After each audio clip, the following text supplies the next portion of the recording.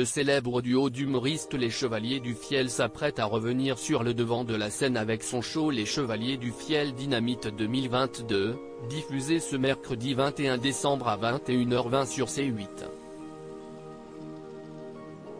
Mais comment les deux hommes se sont rencontrés?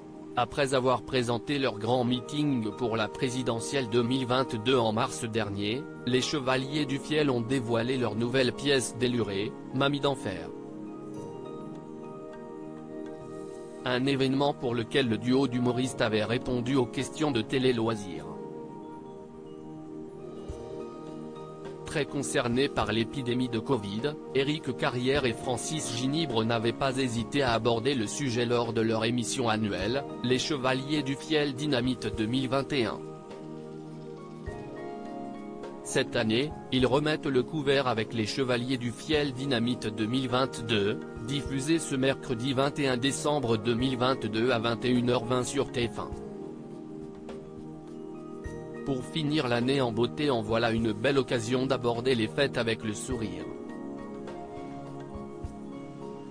Comme chaque année, les Chevaliers du Fiel dressent leur bilan avec humour. Pendant 1h30, le duo, qui incarne comme à son habitude différents personnages, révèle des sketchs et un clip inédit, des chansons, appuyées sur des faits marquants qui se sont déroulés ces derniers mois. Enregistrée en public, l'émission aux accents délirants incitera les téléspectateurs à se questionner sur l'année écoulée, toujours avec le sourire, évidemment. Une sorte de revue de presse aussi intéressante que décalée.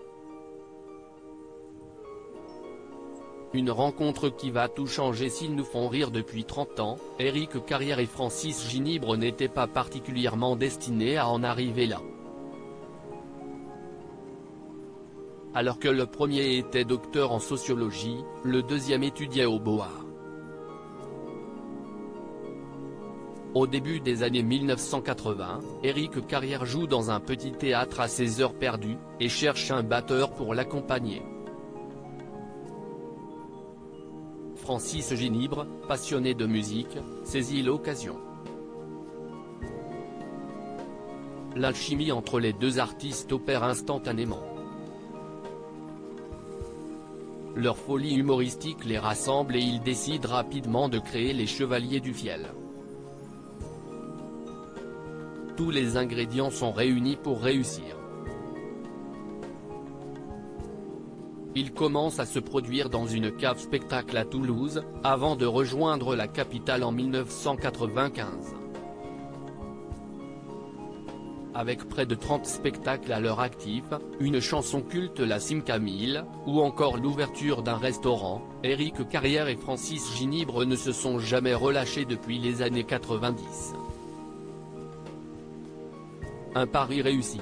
À lire aussi Les Chevaliers du Fiel, Mamie d'enfer sur C8, des plus célèbres, comme Johnny Hallyday, aux moins connus, les gens connaissent des problèmes d'héritage.